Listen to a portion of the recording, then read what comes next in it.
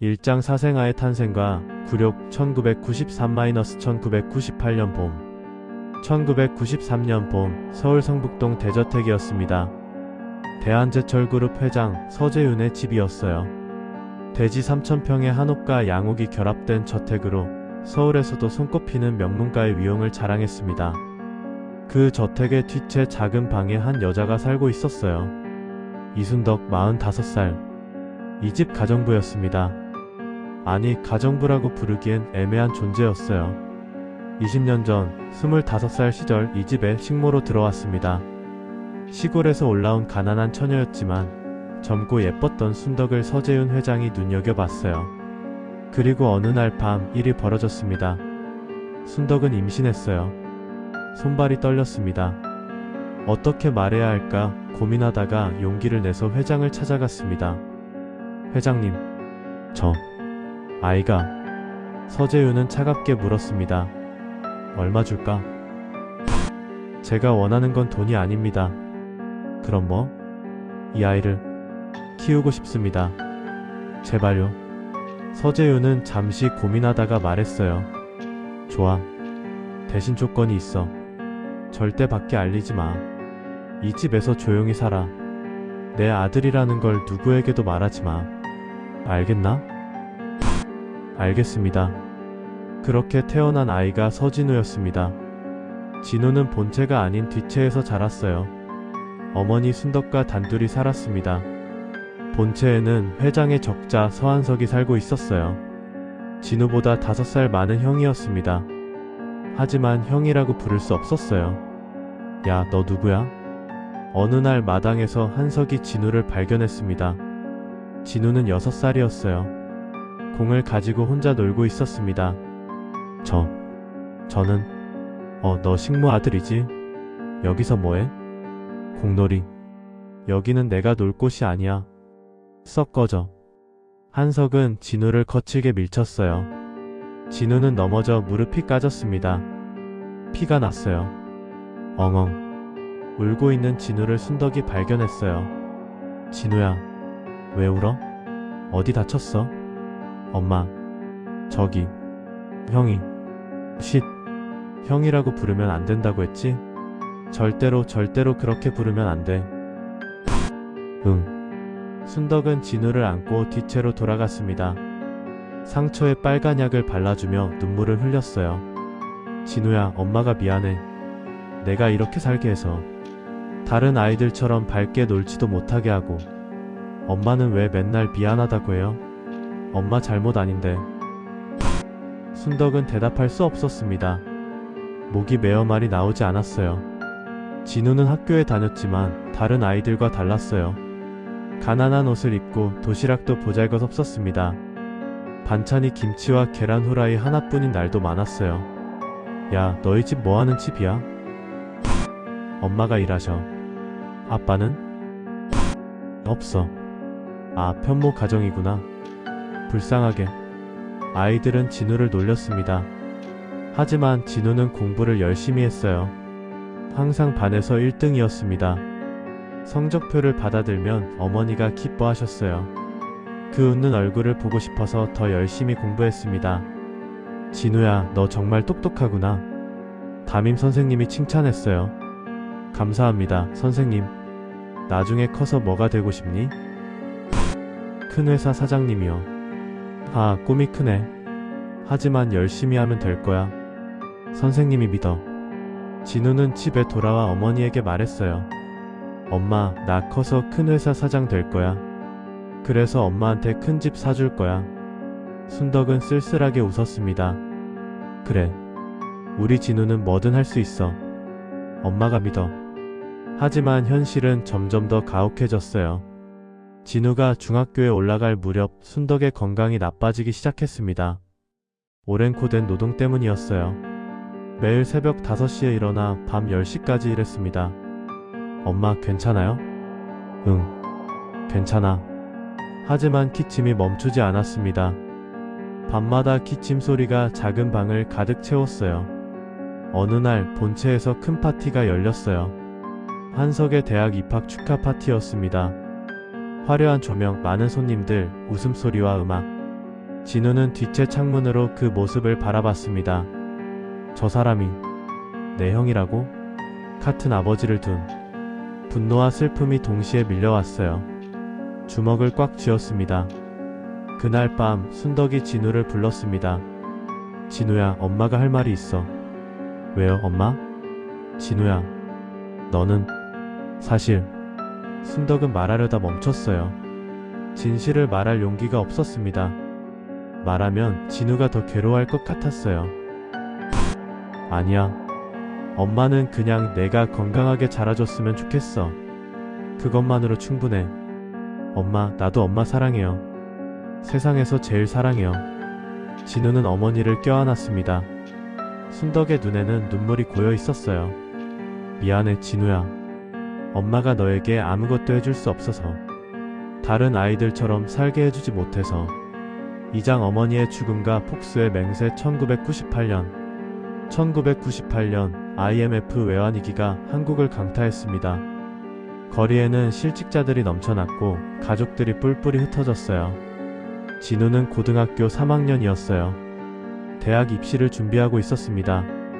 순덕의 건강은 더욱 악화됐어요. 기침을 할 때마다 피가 섞여 나왔습니다. 결국 병원에 갔어요. 어르신, 이미 많이 진행됐습니다. 폐암 말기입니다. 수술도 어렵고. 얼마나 남았나요? 길어야 6개월입니다. 최선을 다하겠지만. 순덕은 병원을 나서며 눈물을 흘렸어요. 진우가 대학 가는 걸 보고 싶은데, 졸업하는 모습도 보고 싶은데. 순덕은 20년 만에 처음으로 용기를 내서 서재훈 회장을 찾아갔습니다. 도움을 요청하기 위해서였어요. 회장님, 제가 부탁이 있습니다. 뭔가? 진우, 그 아이 대학 보내주세요. 학비만이라도.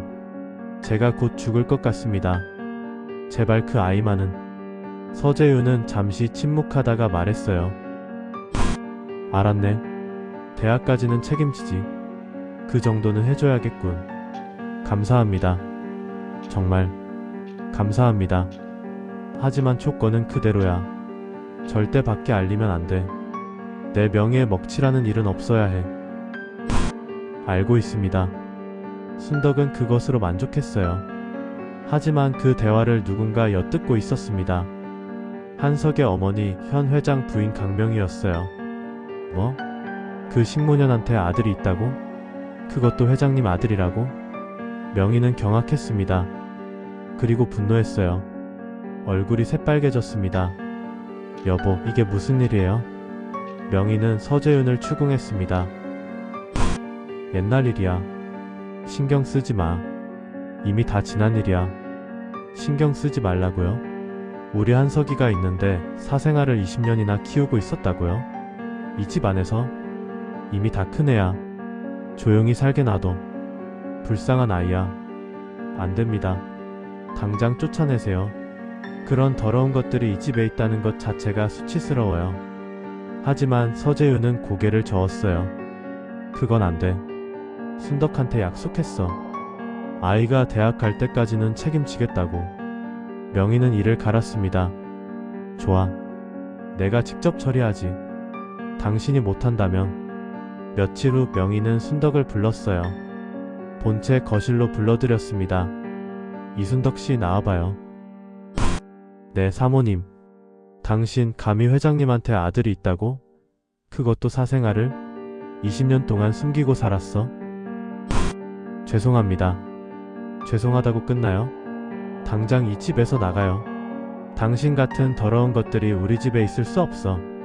사모님, 제발 조금만 더. 진우가 대학만 가면. 그러면 나가겠습니다. 대학? 웃기지 마. 사생아 주제에 무슨 대학? 감히 우리 한석이랑 같은 대학생이 되겠다고? 명희는 순덕의 뺨을 때렸습니다. 짝! 강하고 날카로운 소리가 거실에 울려 퍼졌어요. 당장 나가요. 안 나가면 경찰 부를 거야. 불법 침입이라고 신고할 거라고. 순덕은 고개를 숙였어요. 눈물이 주룩주룩 떨어졌습니다. 알겠습니다. 나가겠습니다. 그날 밤 순덕은 진우를 깨웠어요. 진우야, 엄마랑 여기서 나가야 할 것 같아. 왜요? 무슨 일이에요? 갑자기. 여기서 더는 못 있겠어. 우리 작은 집이라도 구해서 살자. 엄마가 돈 좀 모아뒀어.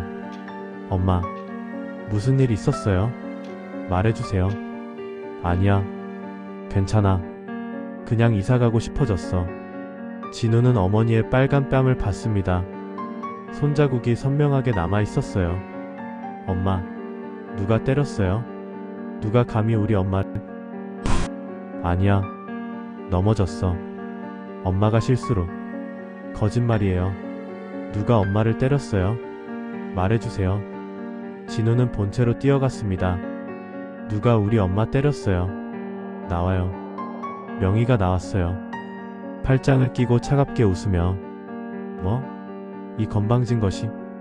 당신이에요? 당신이 우리 엄마 때렸어요? 명희는 차갑게 웃었습니다. 그래, 내가 때렸어. 어쩔 거야? 사생아 주제에 감히 내 앞에서 목소리를 높여? 사생아? 진우는 그 순간 모든 걸 이해했어요. 내가 회장의 아들? 그래서 이 집에 살 수 있었던 거야? 그래, 넌 우리 회장님이 한순간 실수로 만든 자식이야. 정식 가족도 아니고 그냥 쓰레기 같은 존재지. 우리 한석이 발끝에도 못 미치는. 어떻게 그런 말을. 썩 꺼져. 안 그러면 경찰 부를 거야. 폭행죄로 신고할 거라고. 진우는 주먹을 쥐었지만 아무것도 할 수 없었어요. 18살 소년이 할 수 있는 건 아무것도 없었습니다. 그날 밤 순덕과 진우는 짐을 싸서 저택을 나왔습니다. 비가 내리고 있었어요.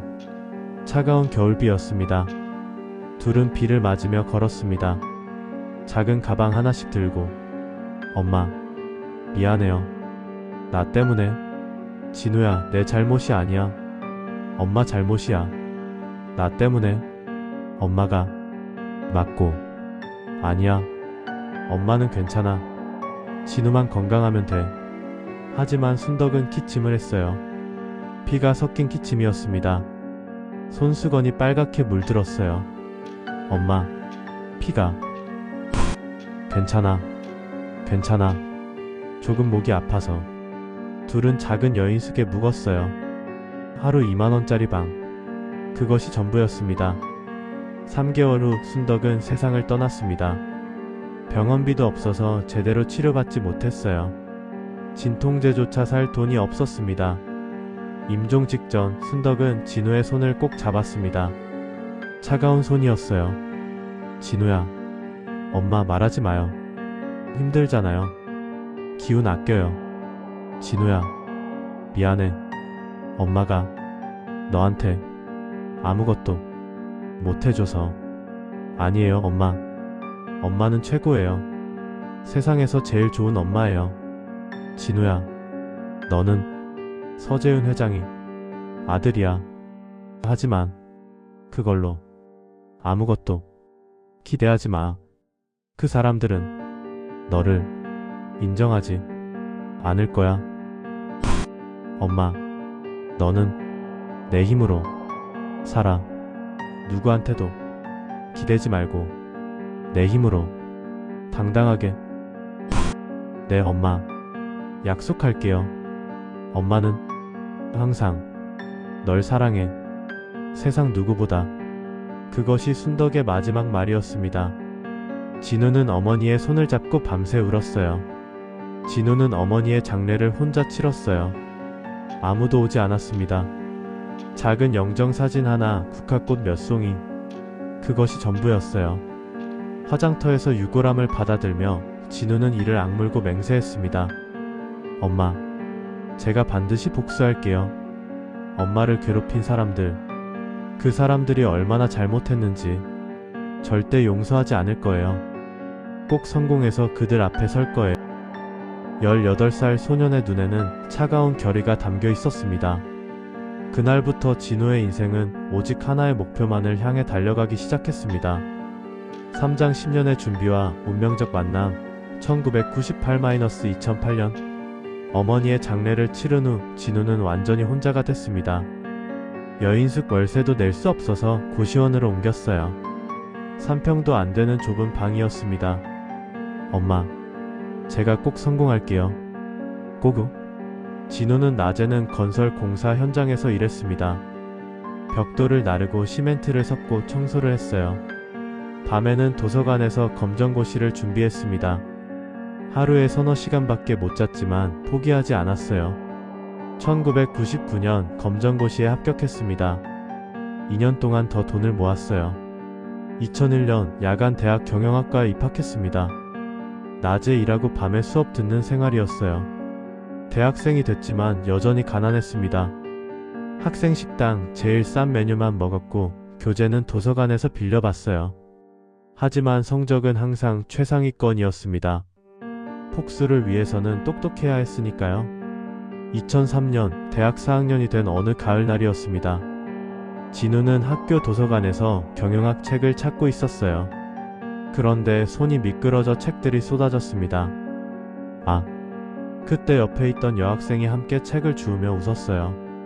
괜찮아요? 많이 놀라셨죠? 죄송합니다. 제가 실수를... 아니에요. 저도 자주 그래요. 여학생이 책들을 건네주며 말했어요. 법학 책이네요. 법대생이세요? 이건 참고로 빌린 거고 저는 경영학과예요. 경영학과? 저는 법학과 3학년 한지수예요. 반갑습니다. 서진우입니다. 경영학과 4학년이요. 그날 이후 둘은 자주 마주쳤어요. 도서관에서, 학생식당에서, 교정에서. 지수는 밝고 따뜻한 사람이었어요. 진우의 어두운 마음에 빛이 되어줬습니다. 진우 선배, 왜 경영학 공부하세요? 진짜 회사 경영하고 싶으세요? 네, 큰 회사를 경영하고 싶어요. 와, 꿈이 크시네요. 멋있다. 지수씨는요? 왜 법학 공부해요? 저는 정의를 실현하고 싶어요. 법으로 약자를 도와주는 변호사가 되고 싶어요. 돈 없고 힘없는 사람들 편에 서는 변호사요. 진우는 지수의 순수함에 끌렸어요. 복수에만 집착하던 마음이 조금씩 누그러지는 느낌이었습니다. 하지만 자신의 복수 계획을 말할 순 없었어요. 지수는 너무 밝고 따뜻한 사람이야. 이런 어두운 내 모습을 알면 실망할 거야. 2005년 둘은 졸업했어요. 졸업식 날 지수가 말했습니다. 진우 선배, 우리 연락하고 지내요. 친구로 계속 만나요. 네, 지수씨. 진우는 취업 준비를 시작했어요. 목표는 단 하나, 대한제철그룹이었습니다. 서류 전형, 필기시험, 면접. 모든 과정에서 완벽하게 준비했어요. 2006년 봄, 대한제철그룹 신입사원으로 입사했습니다. 경영기획팀 배치? 진우의 10년 계획이 본격적으로 시작됐습니다. 회사에 들어간 첫날, 진우는 먼 발치에서 서한석 부회장을 봤어요. 30대 중반, 잘생기고 당당한 모습. 모든 걸 가진 사람처럼 보였습니다. 저 사람, 내 형이라고? 같은 피를 나눈. 분노가 치밀었지만 꾹 참았어요. 아직은 때가 아니야. 천천히, 차근차근. 진우는 5년 동안 완벽한 직원으로 일했습니다. 야근도 마다하지 않았고 어려운 프로젝트도 자원했어요. 상사들의 신뢰를 얻었습니다. 하지만 진짜 목적은 따로 있었어요. 회사의 비리를 찾는 것. 피자금 탈세 횡령. 모든 증거를 수집했습니다. USB에 저장하고 또 다른 곳에 백업했어요. 그 사이 지수와의 연락은 점점 뜸해졌습니다. 지수는 로펌에 취직해서 변호사로 일하고 있었어요. 가끔 문자가 왔지만 진우는 짧게만 답장했습니다. 미안해, 지수야. 내가 복수를 끝내기 전까진 누구도 가까이 할 수 없어. 너를 내 어두운 세계로 끌어들일 수 없어. 2008년 가을, 중대한 사건이 발생했습니다. 서재윤 회장이 쓰러진 거예요. 뇌출혈이었습니다. 수술은 성공했지만 회복이 더뎠어요. 병원에서 회장은 비서를 통해 진우를 불렀습니다. 서진우 대리를 병실로 보내게. 네? 서진우 대리요? 왜 그 사람을 그냥 보내? 진우는 떨리는 마음으로 병실로 갔습니다. 20년 만에 보는 아버지였어요. 들어오게. 회장님, 자네 이순덕 씨 아들이지? 네, 많이 컸구나. 어머니는 어떻게 됐나? 돌아가셨습니다. 10년 전에. 회장의 얼굴이 일그러졌어요. 그랬구나. 미안하네. 자네 이 회사에 복수하러 왔지? 진우는 놀랐습니다. 어떻게? 내가 바보는 아니야. 자네가 무슨 일을 하는지 다 알고 있어. 증거 수집하는 것도. 자네한테 제한이 있네. 내 재산의 30%를 자네에게 상속하겠네. 왜요? 속죄야.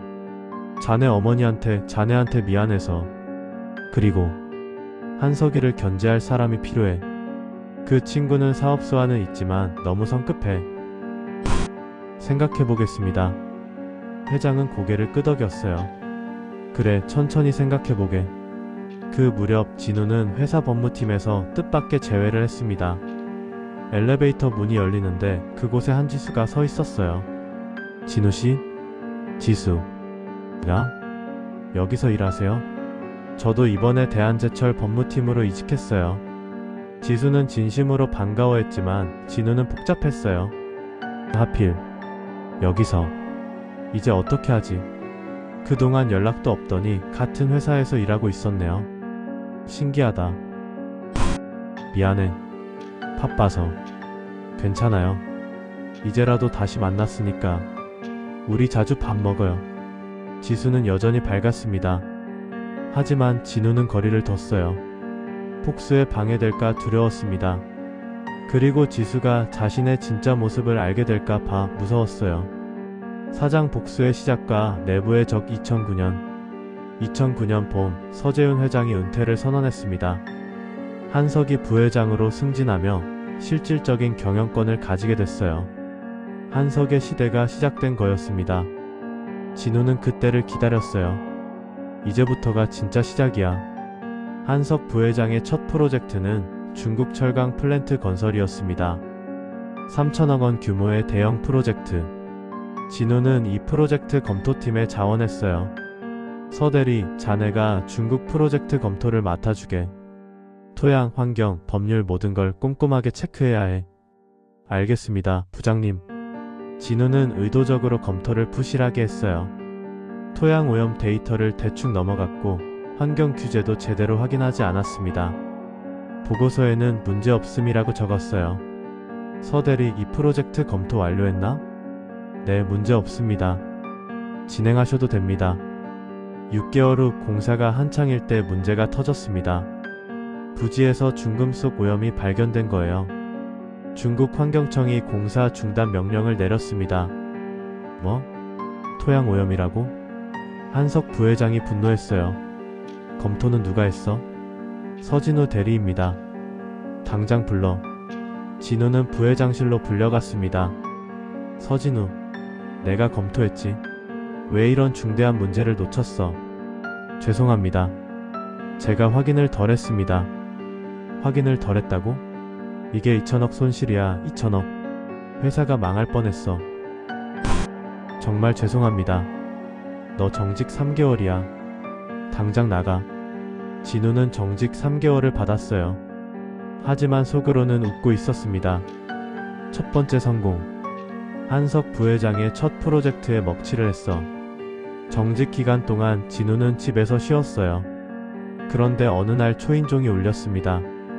누구세요? 진우씨, 저예요. 지수요. 지수가 와 있었어요. 걱정스러운 얼굴로. 지수야? 어떻게? 회사에서 들었어요. 정직당했다고. 괜찮아요? 응. 괜찮아. 들어와. 지수는 커피와 샌드위치를 사왔어요. 많이 힘들죠? 먹어요. 고마워. 진우씨, 요즘 이상해요. 무슨 일 있어요? 아무것도 아니야. 거짓말. 저 봐요. 눈빛이 예전이랑 달라요. 무슨 복수라도 하려는 것처럼. 진우는 깜짝 놀랐어요. 왜 그렇게 생각해? 느낌이요. 여자의 직감이요. 진호 씨 무슨 큰 계획 있죠? 지수야, 나한테 너무 관심 갖지 마. 나는 좋은 사람 아니야. 지수는 고개를 저었어요. 아니에요. 진호 씨는 좋은 사람이에요. 다만 아픈 사람이에요. 뭔가 과거에 상처받은. 진호는 더 이상 말하지 않았어요. 지수를 밀어냈습니다. 3개월 후 진호는 복직했어요. 하지만 이번엔 포항 공장으로 차천됐습니다. 본사에서 멀리 떨어진 곳이었어요. 차천이라 오히려 좋아.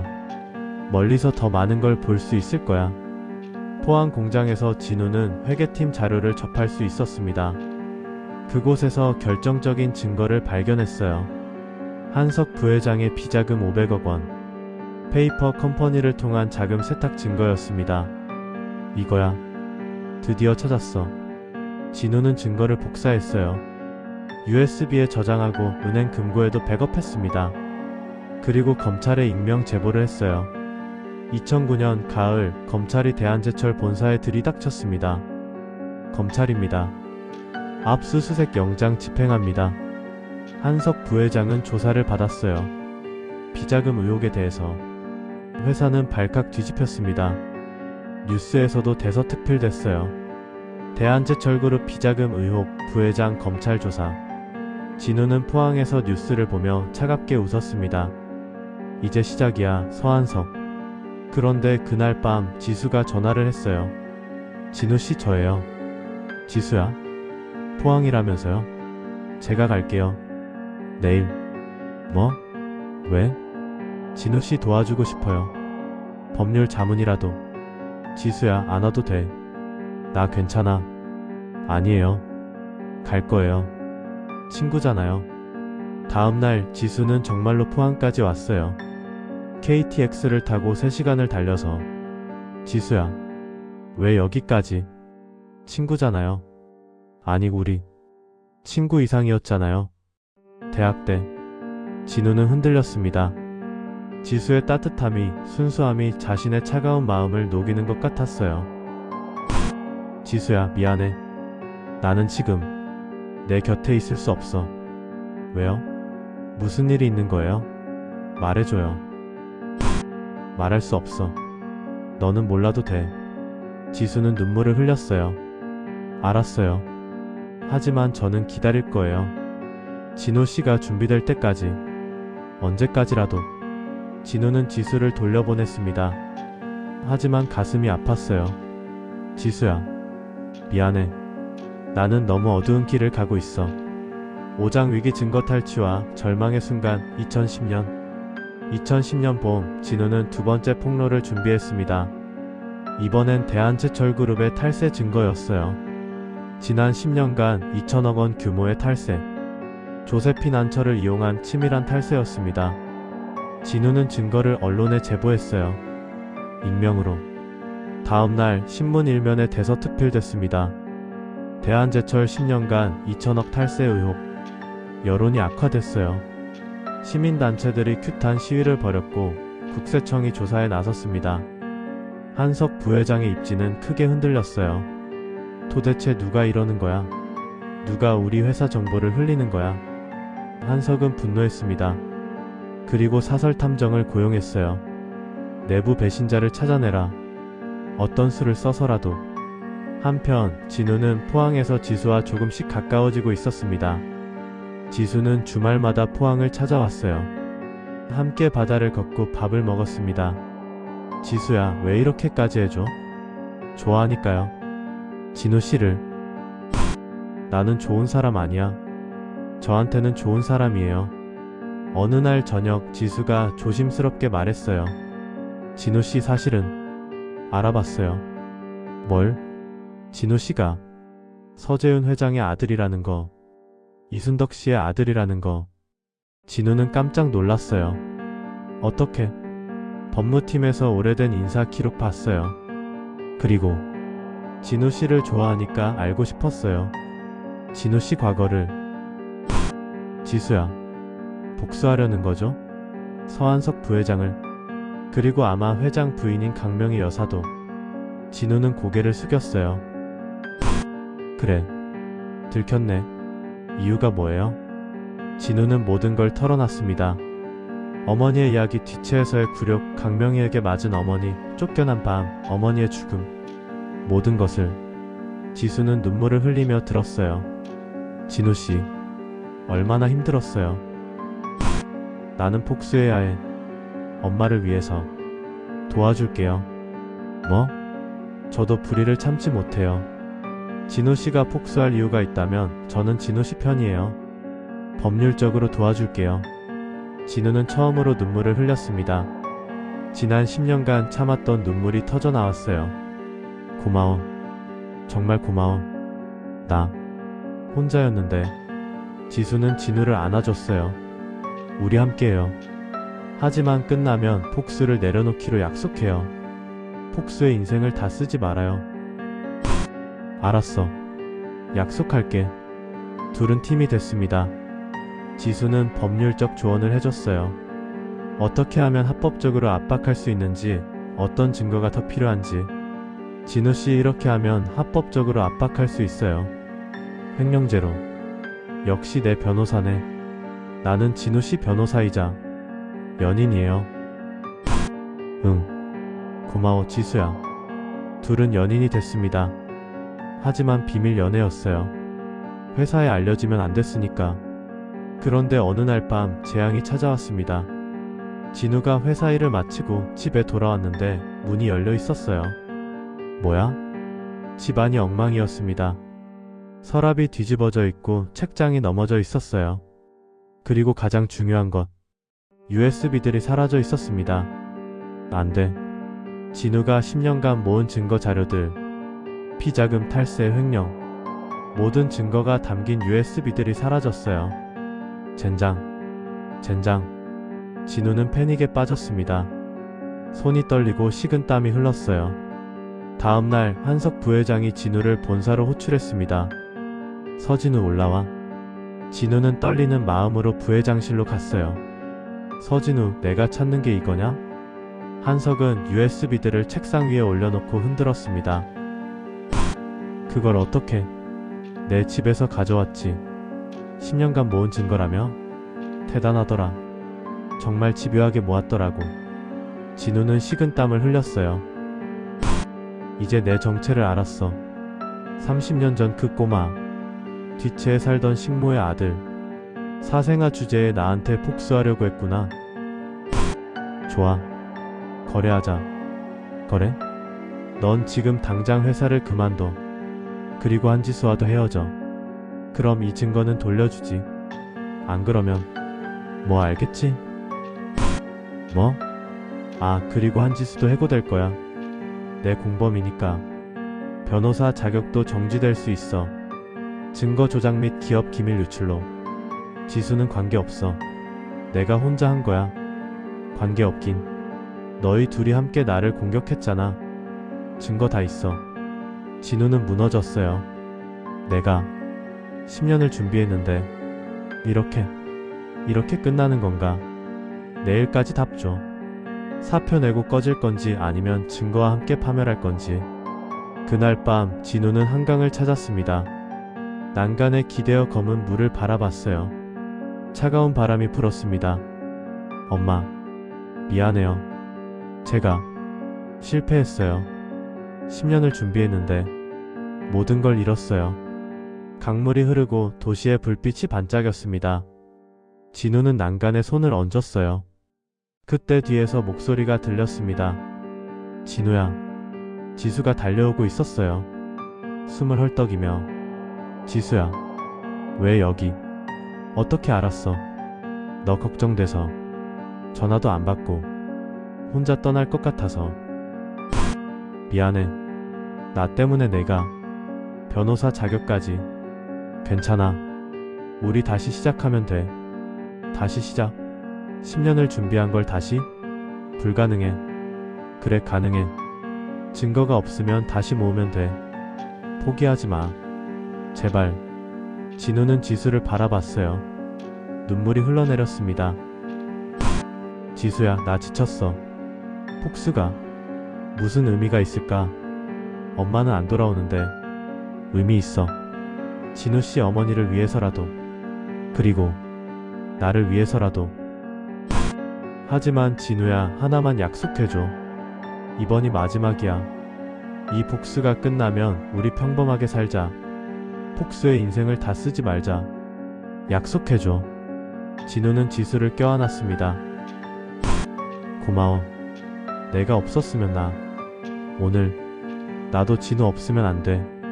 우리 함께 끝까지 가자. 둘은 한강변에서 오래 서로를 안고 있었어요. 차가운 바람이 불었지만 서로의 온기가 느껴졌습니다. 6장 역전 백업과 정체폭로 2010-2011년. 다음날 아침 진우는 결심했습니다. 포기할 수 없어. 아직 끝나지 않았어. 진우는 한석 부회장을 찾아갔습니다. 부회장님, 거래 받아드리겠습니다. 오, 현명한 선택이네. 역시 사생아답게 비겁하군. 하지만 한 가지 조건이 있습니다. 뭔데? 지수는 그냥 놔주세요. 그엔 정말 아무 상관없어요. 저 혼자 한 일이에요. 한석은 잠시 생각하더니 고개를 끄덕였어요. 좋아. 너만 꺼지면 돼. 한지수는 봐주지. 감사합니다. 진우는 사표를 썼습니다. 그리고 지수에게도 연락했어요. 지수야, 나 회사 그만둬. 뭐? 왜? 한석 부회장이랑 거래했어. 내가 나가면 너는 안전해. 진우야, 안 돼. 함께 하기로 했잖아. 미안해. 하지만 이게 최선이야. 지수도 사표를 냈어요. 나도 그만둘 거예요. 진우 혼자 보낼 수 없어요. 지수야, 우리 함께 하기로 했잖아요. 끝까지. 한석은 승리를 확신했어요. 드디어 끝났다. 사생아 녀석. 10년을 준비했다지만 결국 내 손바닥 아니었어. 하지만 일주일 후 검찰에 또 다른 제보가 들어왔습니다. 이번에는 더 구체적이고 결정적인 증거들이었어요. 한석의 비리를 낱낱이 파헤친 자료들. 이게 뭐야? 분명 증거를 다 가져왔는데. 한석이 당황했습니다. 사설 탐정을 불러 호통쳤어요. 내가 돈을 얼마나 줬는데 증거를 다 안 가져왔어? 분명히 다 가져왔습니다. USB 3개 전부. 그럼 이건 뭐야? 검찰이 다시 압수수색에 나섰고 이번엔 한석이 구속됐습니다. 증거가 너무 명확했어요. 진우는 지수와 함께 카페에 앉아 있었어요. 뉴스에서 한석 구속 소식이 나오고 있었습니다. 진우야, 어떻게 한 거야? USB를 다 빼앗겼잖아. 백업이 있었어. USB만 믿을 순 없으니까. 어디에? 은행 금고. 3년 전부터 북사본을 계속 보관했어. 한 달에 한 번씩 업데이트하면서. 지수는 감탄했어요. 역시 10년 준비한 사람이네. 대단해. 한석 부회장은 내가 바보인 줄 알았나봐. 10년을 준비하면서 백업도 안 해뒀을 거라고 생각했겠지. 진우의 눈에 차가운 빛이 돌았습니다. 이제 본격적으로 시작이야. 2011년 봄, 대한제철그룹 임시주주총회가 열렸습니다. 서재윤 회장이 무대에 올라 발표했습니다. 오늘 저는 중대한 발표를 하겠습니다. 제 재산의 30%를 서진우 씨에게 물려주겠습니다. 서진우? 그게 누구입니까? 제 아들입니다. 사생하지만 제 핏줄입니다. 30년 전 이순덕이라는 여성과의 사이에서 태어난 아들입니다. 장래가 술렁였어요. 기자들이 카메라를 들이댔고 주주들이 웅성거렸습니다. 진우가 일어나 무대로 걸어갔습니다. 안녕하십니까? 서진우입니다. 이순덕의 아들이자 서재윤 회장의 사생아입니다. 한석이 뒤에서 벌떡 일어났어요. 네 이놈. 그래서 복수한 거구나. 처음부터 이게 목적이었어. 복수라고 하시면 섭섭합니다, 형님. 저는 그저 진실을 밝혔을 뿐입니다. 형님이 저지른 비리를요? 이 자식이? 회장이 말렸습니다. 한석아, 내가 잘못한 거야. 내가 비리를 저지르지 않았으면 이런 일도 없었어. 아버지. 주주총회는 진우의 승리로 끝났어요. 진우는 대한제철그룹 이사로 임명됐습니다. 30년 만에 뒷채에서 본채로 들어온 거였어요. 그날 저녁 진우는 어머니 무덤을 찾았습니다. 지수와 함께. 엄마, 저예요. 진우. 바람이 불었어요. 봄바람이었습니다. 엄마를 괴롭힌 사람들, 벌을 받았어요. 한석은 구속됐고 저는 이제 회사 이사가 됐어요. 진우는 무덤 앞에 무릎을 꿇었어요. 하지만 엄마, 저는 행복하지 않아요. 복수해도 엄마는 안 돌아오시잖아요. 이게 뭔가 싶어요. 지수가 진우의 어깨를 안았습니다. 진우야, 이제 반은 끝났어. 남은 건 용서야. 용서? 응. 한석 부회장은 피해자이기도 해. 아버지의 기대에 짓눌린. 그리고 진짜 복수해야 할 사람은 강명희 여사야.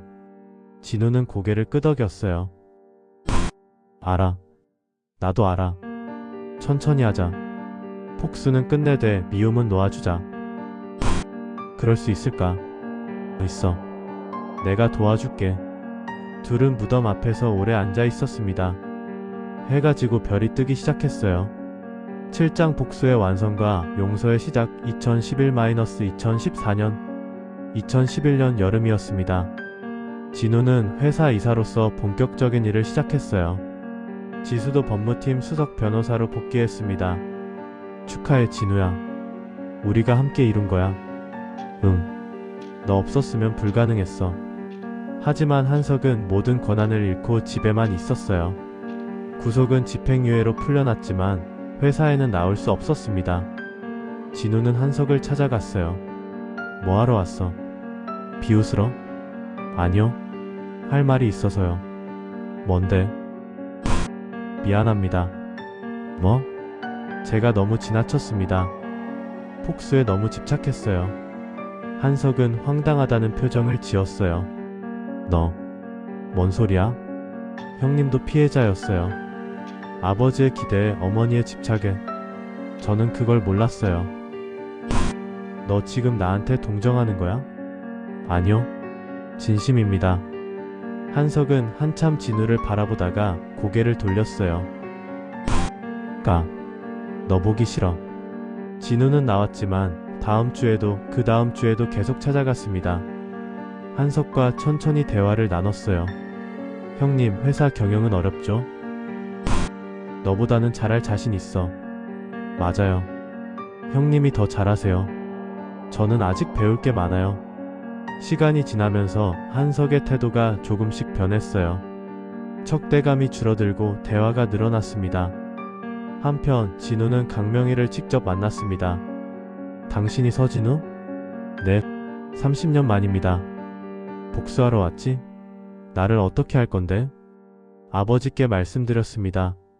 사모님과 이혼하시라고. 뭐? 사모님이 저희 어머니를 괴롭혔어요. 때리고 쫓아냈어요.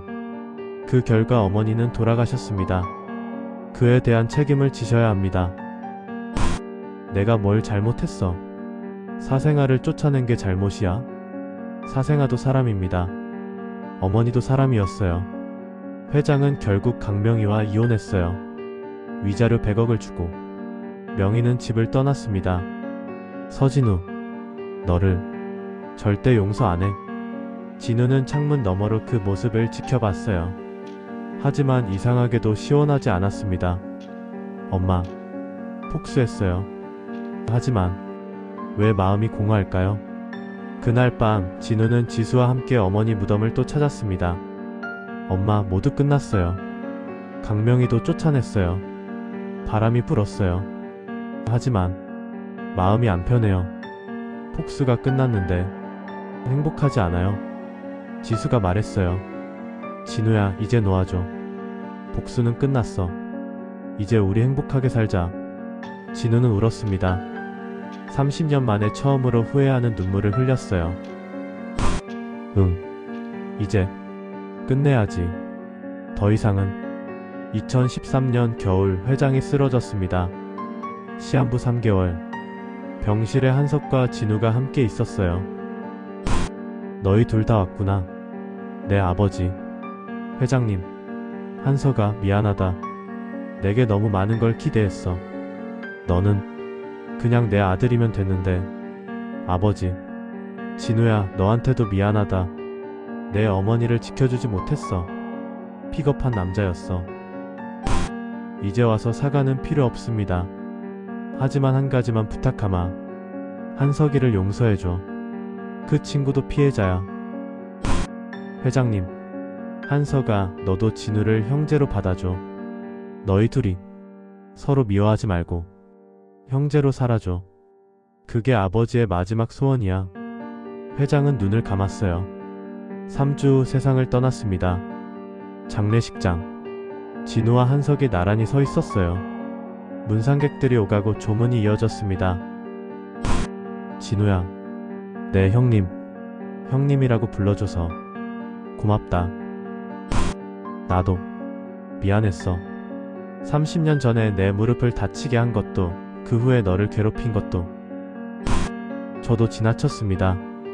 폭수에 너무 집착했어요. 형님의 인생까지 망치려고 했어요. 아니야, 나도 잘못했어. 내가 비리를 저지른 게 먼저야. 두 사람은 서로를 바라봤습니다. 처음으로 진짜 형제처럼. 장례 후 진우와 한석은 서먹했지만 조금씩 가까워졌습니다. 지수가 중간에서 다리를 놓았어요. 2014년 봄, 지수가 한석을 진우 생일 파티에 초대했습니다. 한석 부회장님, 진우 생일인데 같이 저녁 어때요? 내가 가도 될까? 물론이죠. 형제잖아요. 생일 저녁. 셋이 식당에 앉았습니다. 진우야, 생일 축하한다. 한석이 선물을 줬어요. 조심스럽게. 고맙습니다, 형님. 무슨 선물이 좋을지 몰라서 지수한테 물어봤어. 형님이 저를 위해 선물을 준비하셨다는 게 더 감사해요. 나도 형 노릇 제대로 못해서 미안하다. 30년 동안. 식사 후 한석이 말했어요. 진우야, 솔직히 말할게. 회사 경영은 내가 더 잘해. 나는 다른 일을 찾아볼게. 아니에요, 형님도 할 수 있는 일이 많아요. 뭐가 있을까? 사회공헌은 어떠세요? 형님은 사람들을 대하는 게 좋으시잖아요. 소통 능력도 뛰어나시고. 사회공헌? 네, 재단을 만드세요. 형님 이름으로. 저소득층 아이들을 돕는 재단이요. 저희 어머니처럼 힘든 환경의 아이들을요. 한석은 눈시울이 붉어졌어요. 고맙다. 내가 나한테 이렇게까지. 정말 형제구나. 당연하죠, 형님. 2014년 가을, 한석은 서한석 재단을 설립했습니다. 저소득층 아이들을 돕는 재단이었어요. 장학금, 급식 지원, 멘토링 프로그램. 형님, 재단 잘 되고 있나요? 응. 아이들 웃는 얼굴 보니까 처음으로 내가 의미 있는 일을 하는 것 같아. 행복하더라. 다행이에요. 진우야, 내 덕분이야. 내가 이 길을 알려줘서 복수할 수도 있었는데 오히려 나를 살려줬어. 아니에요. 형님이 선택하신 거예요. 어느 날 한석이 진우를 성북동 저택 뒷채로 초대했어요. 여기 내가 어렸을 때 살던 곳이지? 네, 미안하다. 내가 여기서 너를 밀쳤었지. 내 무릎에서 피가 났었어. 기억하세요? 응. 평생 잊을 수 없어. 그때 내 눈빛 무서웠어. 어린아이 눈이 아니었어. 한석은 무릎을 꿇었습니다. 진우야, 진심으로 미안하다. 30년 늦었지만 형으로서 사과할게. 진우는 형을 일으켜 세웠어요. 이제 됐어요, 형님. 다 끝났어요. 우리 이제 앞만 보고 가요. 고맙다, 동생아. 두 사람은 포옹했습니다. 진짜 형제처럼. 지수가 멀리서 그 모습을 지켜보며 눈물을 흘렸어요. 진우야, 내가 드디어 복수를 내려놓았구나. 드디어. 8장 새로운 시작, 사랑과 화해. 2015년 봄이 왔습니다. 벚꽃이 피는 계절이었어요. 진우는 지수를 한강공원으로 데려갔습니다. 5년 전 절망의 밤을 보냈던 그곳이었어요. 지수야, 여기 기억해? 응. 어떻게 잊어? 내가 포기하려던 곳. 그때 내가 날 구해줬어. 너 없었으면 나 말 안 해도 알아. 진우는 무릎을 꿇었습니다. 작은 상자를 꺼내며 지수야, 나와 결혼해 줄래? 지수는 눈물을 흘렸어요. 진우야, 너 없었으면 나 여기까지 못 왔어. 아니, 살아있지도 못했을 거야. 내가 내 빛이었어. 내 구원이었어. 나도 진우 사랑해. 정말 많이. 그럼 답은? 당연히 S지. 바보야. 둘은 키스했습니다. 주변 사람들이 박수를 쳐줬어요. 결혼식 날이 왔습니다. 2015년 5월 어느 토요일, 한석이 주례를 봤어요. 신랑 서진우, 신부 한지수. 두 사람은 많은 시련을 함께 이겨냈습니다. 증오를 사랑으로, 복수를 용서로 바꾼 아름다운 사랑입니다. 진우는 지수를 바라봤어요. 웨딩드레스를 입은 지수는 천사 같았습니다. 지수야, 고마워. 나를 구해줘서. 나를 사람으로 만들어줘서.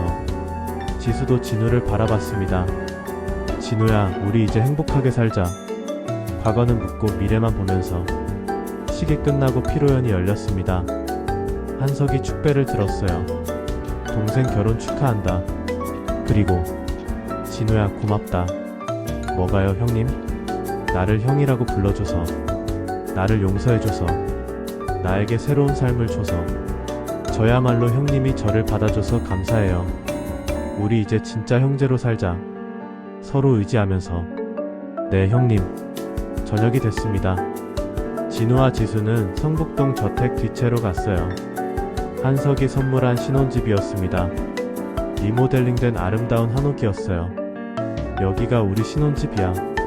와, 너무 예쁘다. 한석 부회장님이 이렇게까지. 형님이 정성껏 준비해줬대. 우리한테 미안했던 마음을 담아서. 마당에는 은행나무가 심어져 있었어요. 크고 아름다운 나무였습니다. 엄마가 좋아하셨을 나무야. 은행나무. 진우야, 엄마, 저 결혼했어요. 정말 좋은 사람 만났어요. 이제 행복하게 살게요. 복수도 끝났고 미움도 내려놨어요. 진우는 마당에 놓인 어머니 사진 앞에서 절을 했습니다. 지수도 함께 절했어요. 어머니, 진우 잘 지킬게요. 행복하게 해줄게요. 약속드려요. 그날 밤 둘은 마당에 앉아 별을 봤어요. 5월의 밤하늘은 맑았고 별이 쏟아질 것 같았습니다. 진우야, 후회 없어? 뭐가? 복수. 10년을 준비했잖아. 인생의 가장 젊은 시절을 복수에 바쳤는데 후회 없어. 그 시간이 있었기에 지금의 내가 있으니까. 그리고 너를 만났으니까. 나도 후회 없어. 지수야, 아이 갖고 싶어? 응. 딸이면 좋겠다. 왜? 너랑 닮은 딸. 똑똑하고 따뜻한 딸. 그리고 힘든 사람들을 도울 줄 아는 아이. 나도 좋아. 지수 닮은 딸. 밝고 순수한. 아들이어도 좋아. 건강하기만 하면. 둘은 웃으며 서로를 안았어요. 은행나무 위로 별이 쏟아졌습니다. 진우는 생각했어요. 엄마, 제가 드디어 찾았어요. 진짜 행복을. 복수가 아니라 사랑으로. 증오가 아니라 용서로. 이제 알았어요. 진짜 복수는 상대를 무너뜨리는 게 아니라 내가 행복해지는 거라는 걸. 바람이 불었고 은행나무 잎이 부드럽게 흔들렸습니다. 마치 어머니가 축복하는 것 같았어요. 잘했다, 아들아. 이제야 진짜 어른이 됐구나. 이제야 진짜 행복을 아는구나. 진우는 지수의 손을 꼭 잡아. 지수야, 사랑해. 영원히. 나도 사랑해, 진우야. 영원히. 두 사람은 별빛 아래서 키스했습니다. 30년의 긴 여정이 끝났습니다. 복수가 아닌 용서로. 미움이 아닌 사랑으로. 증오가 아닌 화해로. 그리고 그 옆에는 항상 지수가 있었습니다. 진우의 빛이자 구원이자 사랑이었던 지수가. 진우의 인생은 이제 새로운 장을 시작합니다. 행복한 장을. 사랑으로 가득한 장을. 여러분, 오늘 사연이 흐르는 밤과 함께한 진우의 이야기는 여기까지입니다. 30년이라는 긴 시간 동안 복수만을 생각하며 살아온 한 남자가 결국 선택한 것은 증오가 아닌 사랑이었습니다. 미움이 아닌 용서였습니다. 우리 모두의 인생에도 용서하기 힘든 순간들이 있습니다. 하지만 진우가 깨달은 것처럼 진짜 복수는 상대를 무너뜨리는 게 아니라 내가 행복해지는 것일지도 모릅니다. 오늘 밤 여러분 마음속에 품고 있던 미움을 조금이라도 내려놓을 수 있기를 바랍니다. 사연이 흐르는 밤 다음 이야기로 다시 찾아뵙겠습니다. 편안한 밤 되세요.